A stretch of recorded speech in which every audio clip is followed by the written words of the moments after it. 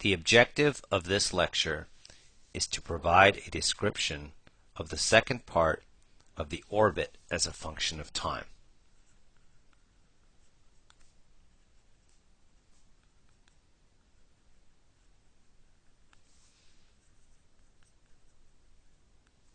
So this is part 2 of 2. And the key result that will be obtained in this lecture is what's called Kepler's equation. First, we're going to derive Kepler's equation, and then we're going to show how Kepler's equation is used and how you actually have to set it up to be able to use it. But what is Kepler's equation? So Kepler's equation relates the eccentric anomaly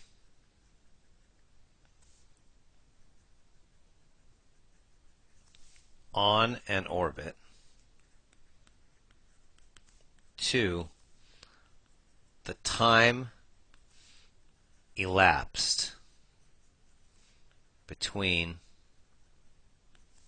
two points on the orbit. So what's important in Kepler's equation is that Kepler's equation is purely in terms of the eccentric anomaly in time. It does not involve the true anomaly. Now we realize that an orbit is generally described using the true anomaly. So when we derive this result, we have to eliminate the true anomaly from the final expression. So it can only be in terms of the eccentric anomaly. So the first part of this lecture is going to be to derive Kepler's equation. So to derive Kepler's equation, let's start with the following result. So first, from earlier, and that was actually from the first part of this two-part sequence, we have that the radius on an orbit is equal to a times 1 minus e times the cosine of e. Now, if I denote rates of change by dots, then let's take the rate of change of this last equation. So take the rate of change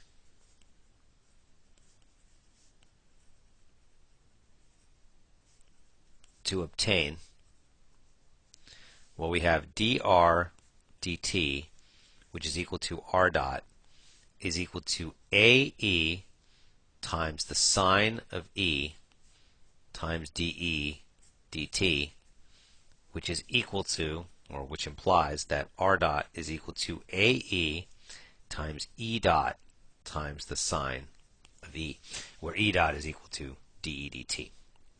So we're going to use this result together with some other results to eliminate the true anomaly. So the first thing we're going to do in order to be able to introduce the true anomaly is recall the orbit equation. So we're going to use the orbit equation as part of the process to derive Kepler's equation. So the orbit equation is r is equal to p over 1 plus e cosine of nu. But it's not convenient to work with r directly. It actually turns out that it's much better to work with the reciprocal of r, or 1 over r. So let's take the reciprocal. So take the reciprocal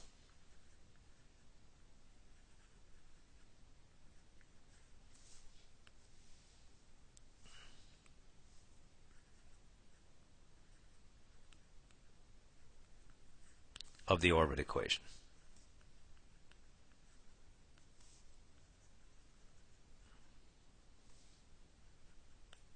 As 1 over r is equal to 1 plus e cosine of nu all divided by p. Now we're going to take the rate of change of the result. So taking the rate of change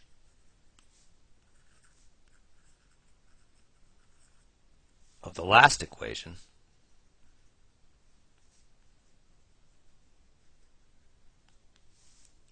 we obtain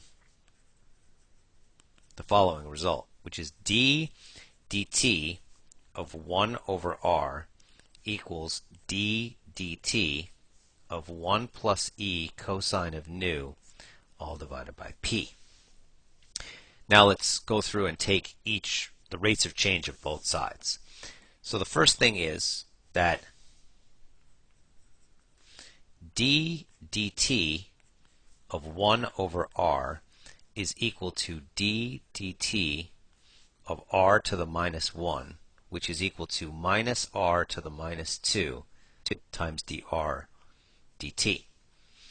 So that implies that d dt of 1 over r is equal to minus r to the minus 2 times r dot, which is equal to minus r dot divided by r squared. So next, d dt of 1 plus e cosine of nu all divided by p is equal to minus e times the sine of nu all divided by p times nu dot. So now, of course, these two things are equal to each other.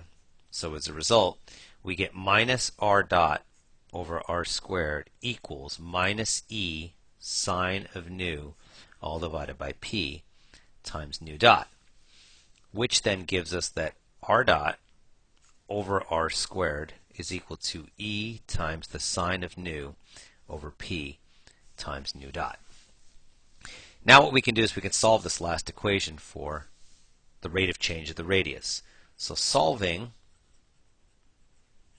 for r dot gives r dot is equal to, well, we just multiply across by r squared and we get e times the sine of nu over p times r squared times nu dot.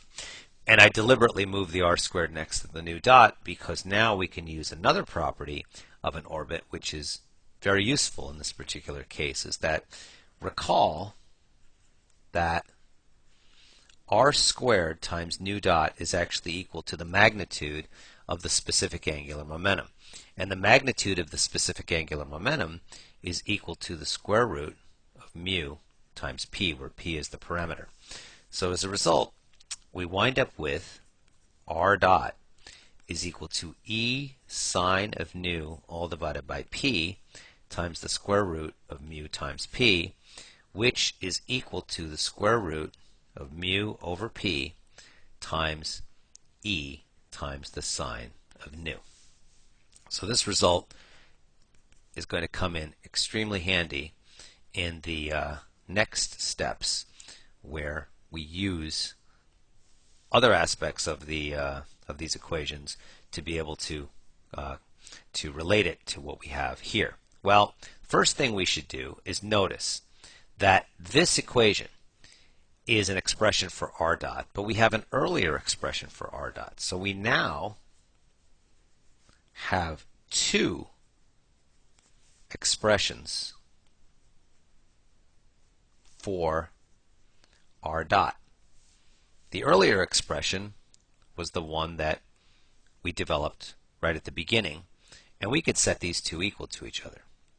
So let's set them equal to each other. So set these two expressions equal.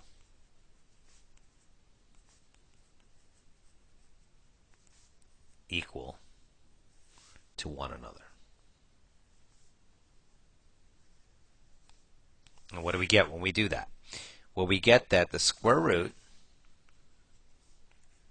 mu over p times e sine of nu has to equal, well, if we go back to the earlier expression, we have ae e dot sine of e.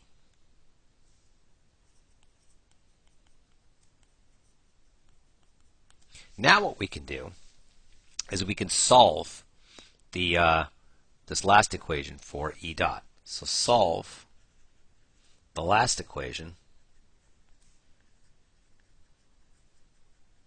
for e dot. And that gives e dot is equal to 1 over a times the square root of mu over p times the sine of nu all divided by the sine of e, where the eccentricity has canceled out. So now we have an expression for e dot. Now, you still see that there's a true anomaly in this expression, and we have to somehow get rid of the true anomaly. So the next thing we're going to do is we're going to use the following property, which was also developed in the first part of the two-part sequence, which is recall that r times the sine of nu is equal to b times the sine of e. This was actually from the geometry of the relationship between the true anomaly and the eccentric anomaly, where b is equal to the semi-minor axis, and it's equal to a times the square root of 1 minus e squared. So if we substitute the expression for b, we get r times the sine of nu equals a times the square root of 1 minus e squared times the sine of e, from which we can actually solve this equation for e. So, for r. Solve for r. And what do we get? We get that r is equal to a times the square root of 1 minus e squared sine of e, all divided by the sine of nu. Now what we can do is we can take the expression for e dot, which we have up above, and we can multiply it by r. So let's multiply e dot by r. And what we obtain is this, is we've got r times e dot is equal to, well, I've got a times the square root of 1 minus e squared times sine of e over sine of nu, all divided by the sine of nu, times 1 over a times the square root of mu over p times the sine of nu over the sine of e. And you'll see that several quantities cancel out. The a cancels out, the sine of e and the sine of nu cancel out. So you're left with the square root of 1 minus e squared times the square root of mu over p. That's all that's left. Now, we could leave it this way, but it turns out that it can be simplified even further, which is that we recall that the parameter p is equal to a times 1 minus e squared, which implies that r times e dot is equal to the square root of 1 minus e squared times the square root of mu, all divided by a, times 1 minus e squared, which gives that r times e dot is equal to the square root of 1 minus e squared divided by the square root of 1 minus e squared times the square root of mu over a, which is just equal to the square root of mu over a, which turns out to be a constant. So we now have r times e dot is actually equal to a constant. Now, we're almost done. So therefore, r times e dot is equal to the square root of mu over a. But now we have to solve this equation. So we're going to take the original expression for r, where we started the derivation, and we're going to substitute it in. So recall again that r is equal to a times 1 minus e cosine of e. So that implies that a times 1 minus e cosine of e times e dot is equal to the square root of mu over a. So we can divide through by a, and we get 1 minus e cosine of e times e dot is equal to the square root of mu over a cubed. Now what we can do is we can actually solve this last equation. It turns out that this equation can be solved as follows. We need to set up limits of integration, and then we can integrate both sides. So what we're going to do is we're going to assume the following. And these, of course, these assumptions are perfectly reasonable. T0 is the initial time. And I'm going to say t is equal to the final time. And I'm going to say e at t0 is going to be denoted as e0, which is the initial eccentric anomaly.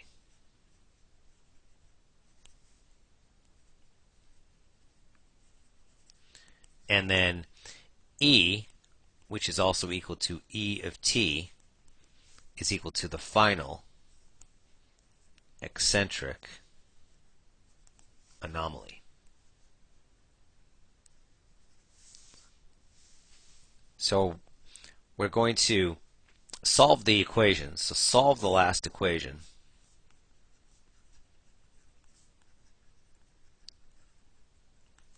By separating variables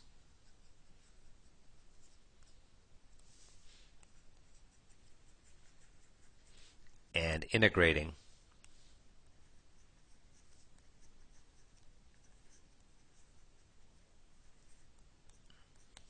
both sides. So what does that amount to? Well, let's look. We've got 1 minus e cosine e times dE dt equals the square root of mu over a cubed. So that implies that 1 minus e cosine of e dE equals the square root of mu over a cubed times dt. Now let's integrate both sides.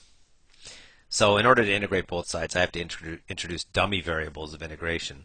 So I've got the integral from e0 to e of 1 minus e cosine of eta d eta is equal to the integral from t0 to t of the square root of mu over a cubed times d sigma.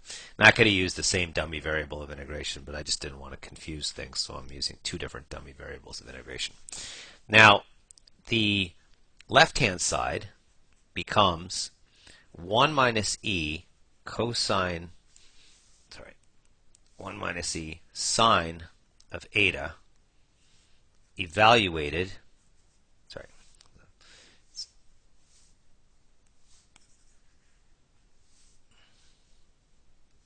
it's eta minus e sine of eta evaluated between e0 and e, and that equals the square root of mu over a cubed times sigma, the whole thing evaluated between t0 and t. Now, when you actually now apply the limits of integration,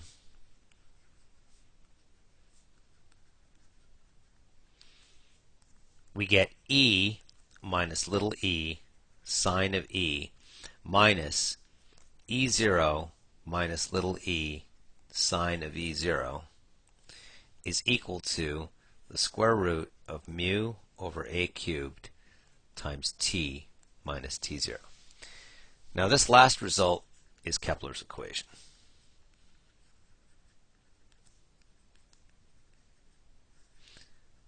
And you can see that what Kepler's equation does is it relates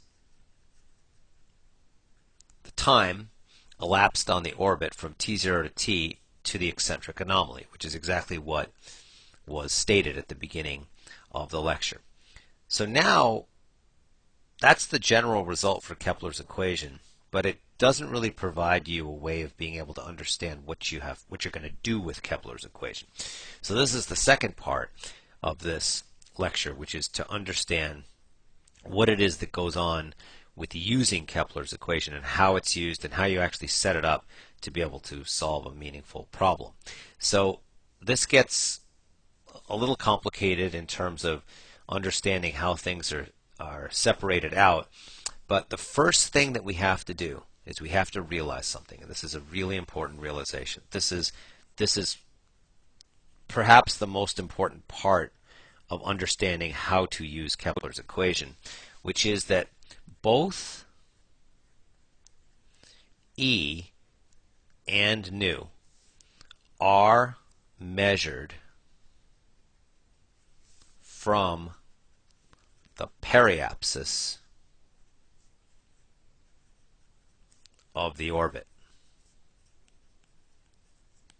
In other words, we are measuring from the eccentricity. That's from the direction of the eccentricity vector. And as a result, we can't just necessarily go from t0 to t directly without involving periapsis, because we have no way of being able to deal with the eccentric anomaly properly using t0 as the reference point. We can't use the location of the spacecraft at t0 as the reference point. We have to use the location of the spacecraft at periapsis in order to be able to do this. So now imagine the following picture. Let's take the orbit. We're going to try and do this a little bit slowly because it can get confusing if we do it too fast. Here's the focus of the orbit. Now here's the periapsis, P. This direction is the direction of the eccentricity. The unit vector in that direction is the direction px, which is the first basis vector in the perifocal basis. Now, you see that the spacecraft is actually located here at time t equals 0. This is the initial true anomaly. Now, the initial true anomaly, of course, has associated with it an initial eccentric anomaly, but I'm not going to worry about the eccentric anomaly in this diagram. I'm only going to worry about the true anomaly. This time right here is t0. That's where the spacecraft is at the initial point, where the true anomaly is equal to E0. And the spacecraft goes to some final point, which I'm going to denote this point here. And at that point, the time is t. So if I look at the diagram, you would think, well, I'm just going straight from t0 to t.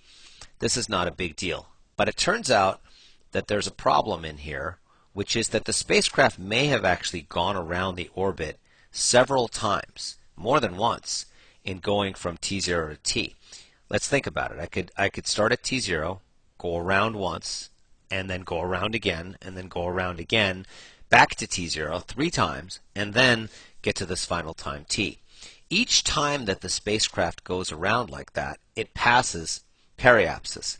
So you can't just do t0, t minus t0 without involving the periapsis, because, like I said, everything is measured relative to periapsis. So what we're going to do is we're going to break this timeline up as follows. I'm going to label a few points on this timeline to make it clear what's actually going on, which is that here's the time t. That's where the spacecraft ends its motion, at least over the interval we're interested in. And here is the time t0. But like I said, we have to measure relative to periapsis. So if I go back to this diagram here, there's a time which I'm going to call t sub p. I'm going to introduce this time right here. T sub p is going to be on the diagram here. What is t sub p? T sub p is the time at which the spacecraft was at periapsis, was located at periapsis just prior to being located at the time t0. So in other words, this is equal to the last time the spacecraft was at periapsis just prior to t0. Now, if you look at the diagram, you can actually see that there are two things that I can do. I can measure the time t0 from that time t sub p. That is going to be t0 minus tp. But I can also measure the time t from t sub p. And that is going to be t minus t sub p. So from those two times, I can actually write the following. That t minus t0 is equal to t minus t sub p minus t0 minus t sub p. Notice that now I have referenced both t and t0 to the time t sub p, which was the last periapsis crossing. So this is the last, Tp is the last periapsis crossing before t0. Now I can use that information to be able to rewrite Kepler's equation. But there's another piece that comes in here in just a minute. But let's start with the second of these expressions. Let's start with t0 minus t sub p. Now, using Kepler's equation, which is this result that I have right here, I can actually make some replacements to figure out, because t0 and t can be any times I want them to be. So what I'm going to do is I'm going to say, use Kepler's equation,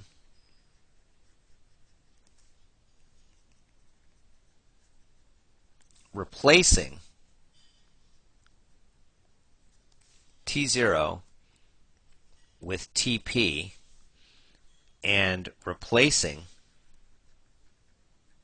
t with t0. So what do we get when we do that?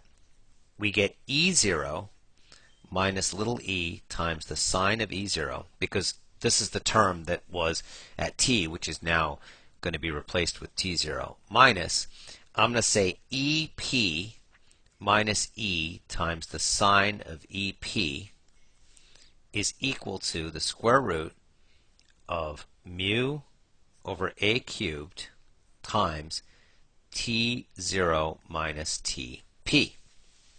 But EP is equal to the eccentric anomaly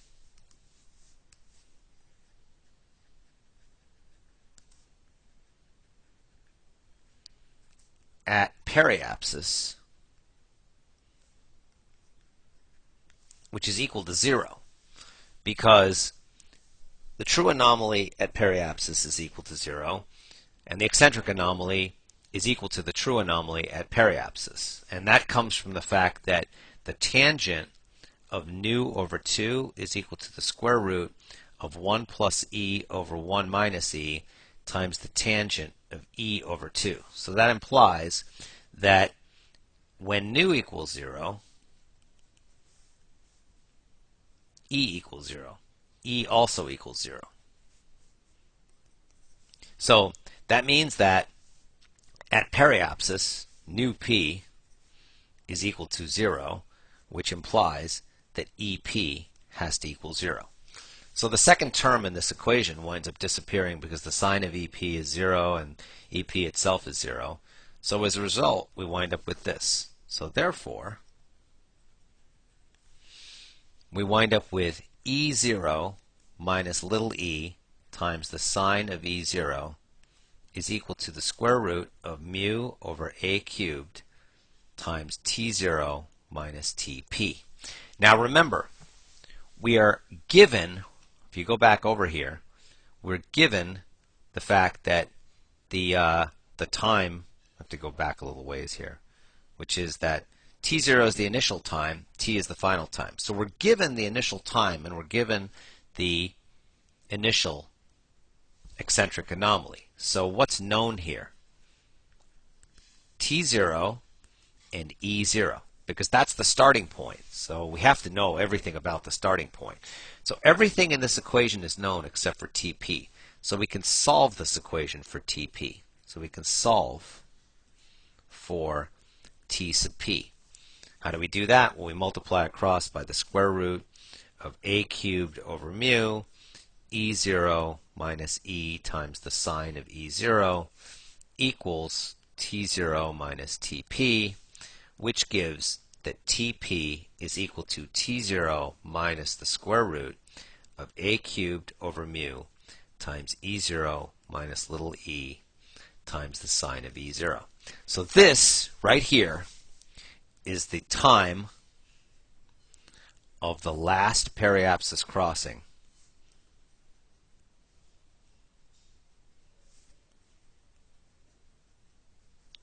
prior to T0.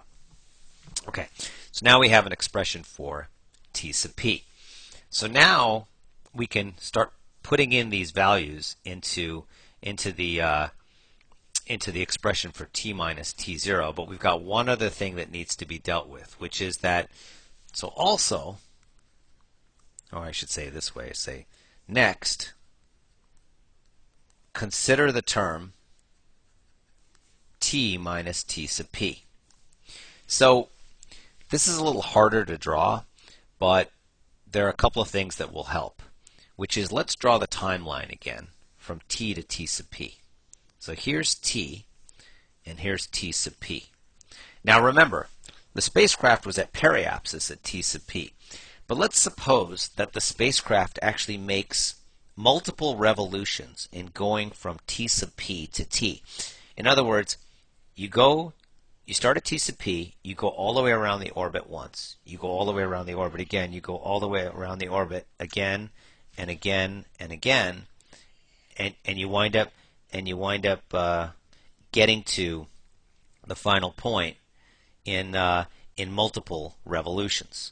So as a result of that, you wind up with the spacecraft going t sub p and then t sub p plus tau, and then t sub p plus 2 tau, all the way out to however many times this happens, t sub p plus 3 tau, dot, dot, dot, all the way up to t sub p plus k times tau.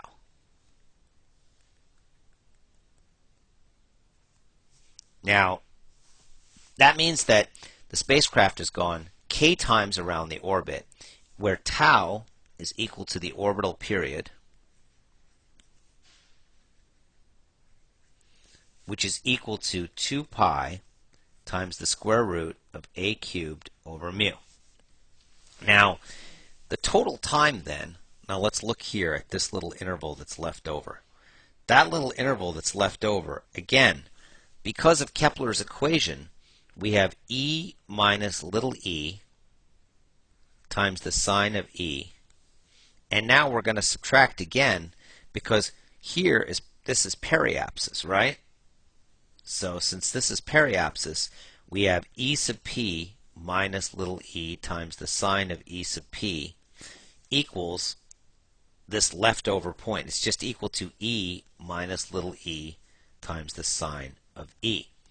So that means that the time that's taken for the spacecraft to actually go over that last part, remember that now we have e minus little e times the sine of e is equal to the square root of mu over a cubed times this last amount, which I'm going to call delta t. I'm just going to call that last amount delta t. So that means that delta t is equal to the square root of a cubed over mu times e minus little e times the sine of e. And that means that the total time now taken by the spacecraft in going from t sub p to t, so t minus t sub p, is then going to equal k times the number of orbital periods plus the square root, or I'll just put plus delta t, which is equal to k times 2 pi times the square root of a cubed over mu, and then plus the square root of a cubed over mu times e minus little e. Actually, let's just make this a little smaller so that it can be read. It's equal to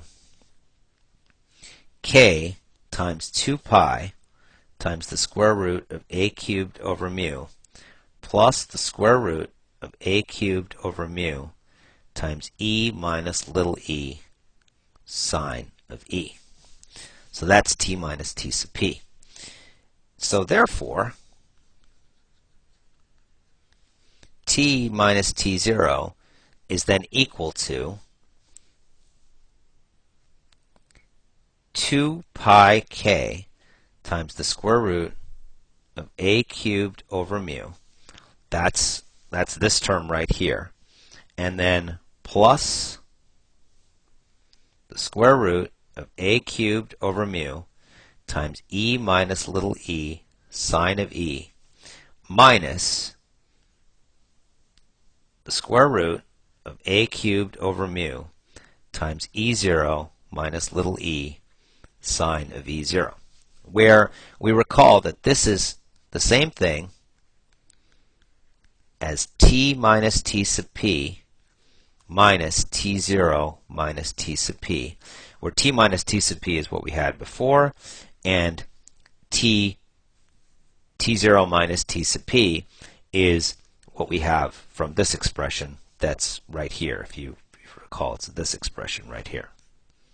So, now, we can rewrite this whole thing out. We've got t minus t0 is equal to, well, we can factor out the square root of a cubed over mu. And what we're left with is 2 pi k, and then plus e minus little e sine of e minus e0 minus little e sine of e0.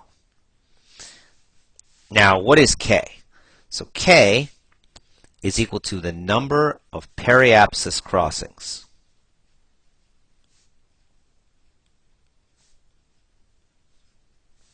En route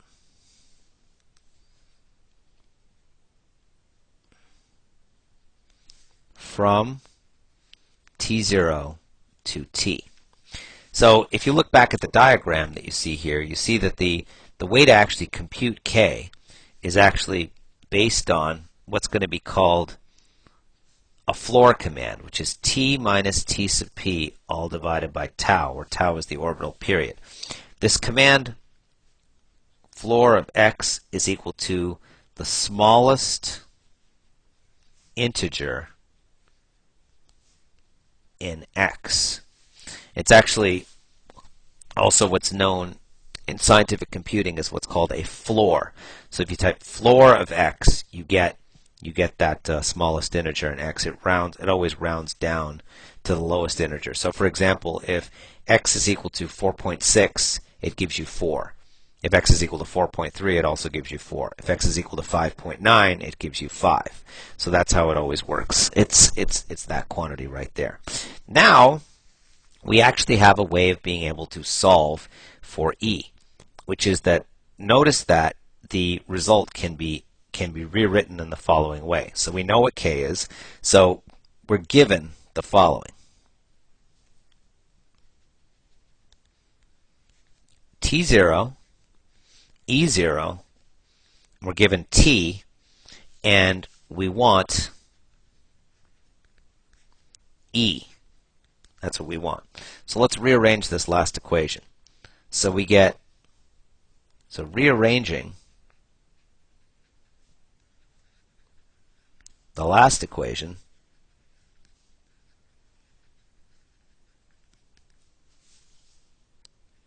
we get the square root of mu over a cubed times t minus t0 is equal to 2 pi k plus e minus little e sine of e minus e0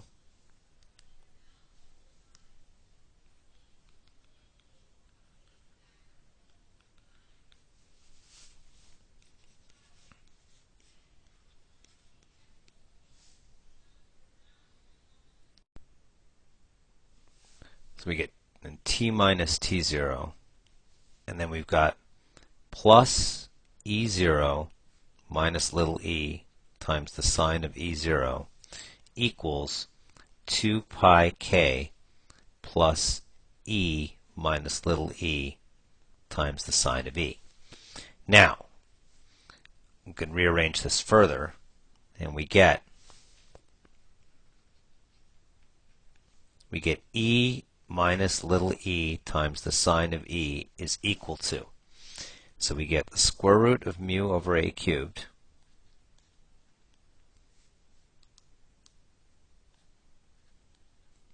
times t minus t0, and then we've got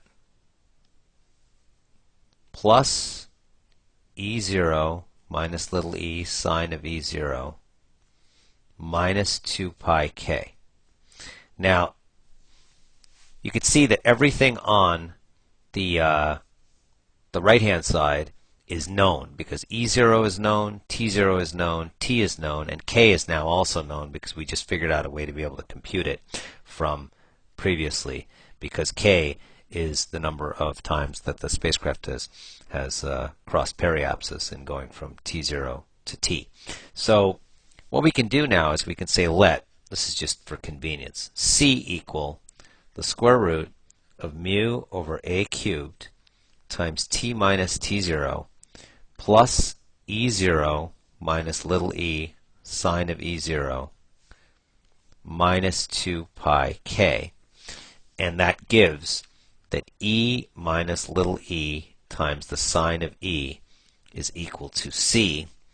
And this equation cannot be solved analytically, but we can actually solve it by an iterative method. So what we can do is we can actually rearrange this equation as follows. So we can rearrange the last equation as E is equal to E times the sine of E plus C. Now, when we do this, we can actually do this by iteration now. So we can say that suppose E of 0 is an initial guess of E. Then what we can do is we can do a fixed point iteration, and we can say E of j plus 1 is equal to E sine of EJ plus C. And we can just iterate until this thing converges. Now, it's how many iterations you subtend is a little bit more complicated, but there are a number of ways and sort of heuristics that you can use to be able to do this. But one particular possibility for the number of iterations. So here's the number of iterations.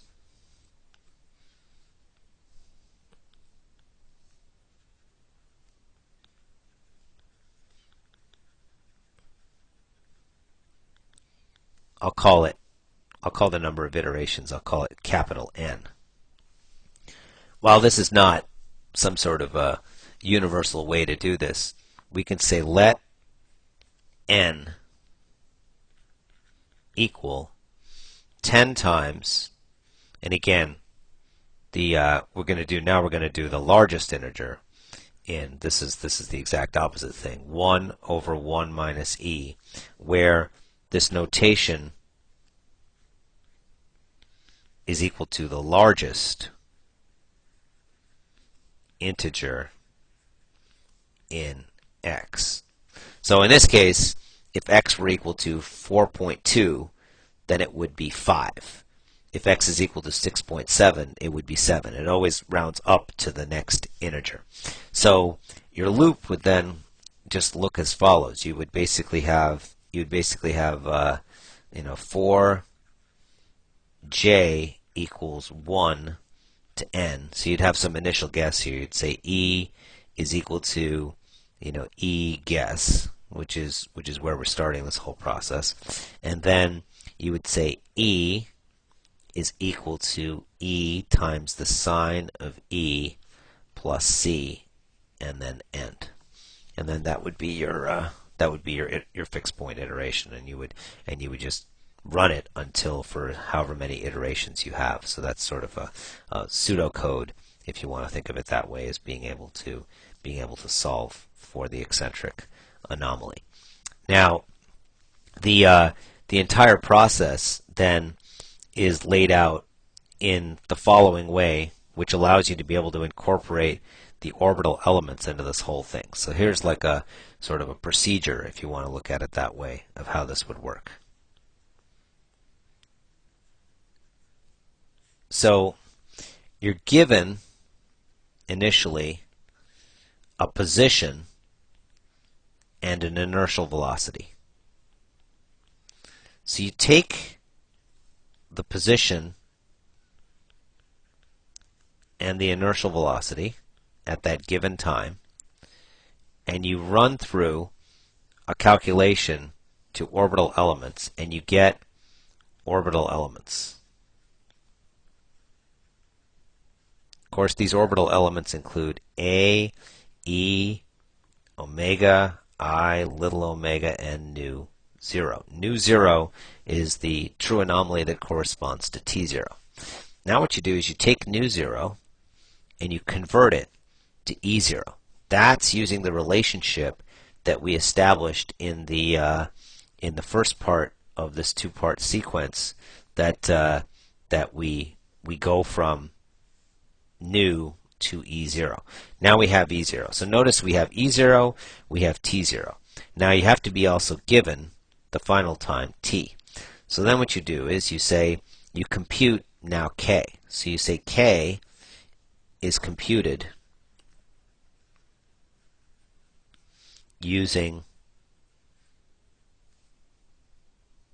K. Well, actually, before you compute K, we should do one step here. Then you compute TP. So next, you compute TP. TP is equal to, we got to go back several pages here to get it, but it's computed from this equation right here, T0 minus the square root of a cubed over mu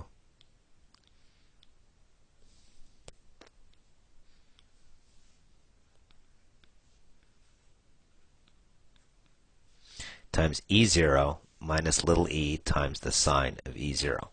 Now once you have TP, you can compute K, which is equal to the smallest integer in T minus TP divided by tau, because of course tau can be computed from the orbital elements. So where tau is equal to 2 pi times the square root of a cubed over mu, and we know what a is because we have the orbital elements. So now once we have K and we have T0, we can solve Kepler's equation. So we solve Kepler's equation for E, where C is given as shown previously. Now, when we're all done solving, so then now we have E. So once E is determined, we can take E and we can convert back to get nu. And that's using the relationship that we developed in the first part where we have given nu, we can get E, given E, we can get nu. Once we have nu, then we have the full set of orbital elements A, E, omega, I, little omega, and nu. These are the orbital elements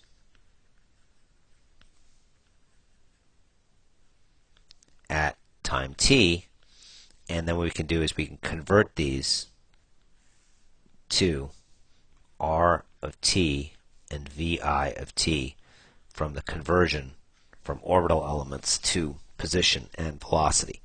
And that's the entire process of solving Kepler's equation. So you go from the position and velocity to get the orbital elements, which include the true anomaly. Once you have the true anomaly, then you can convert it to get the initial eccentric anomaly. Once you have the initial eccentric anomaly and you have all of the other quantities which are shown here, once you have the initial eccentric anomaly, you can get TP. Once you have TP, you can get K. Once you have K, you can solve Kepler's equation. You can solve Kepler's equation to get E. Once you get E, you can convert back to get nu. And once you have nu, you can convert back to get the position and the velocity. And that is the entire process with Kepler's equation from the beginning to the end. So this lecture, we derived Kepler's equation, and then we showed a little procedure for how you actually use Kepler's equation to actually solve for the final eccentric anomaly, given the initial eccentric anomaly and the initial time. And the initial eccentric anomaly is known because the initial true anomaly is known, and the initial true anomaly is known because the initial position and velocity are known. So that gives you a whole wrapper to go from the initial position and velocity to the final position and velocity on the orbit. And that's going to be the end of this particular lecture. We'll pick it up the next time with the next set of material.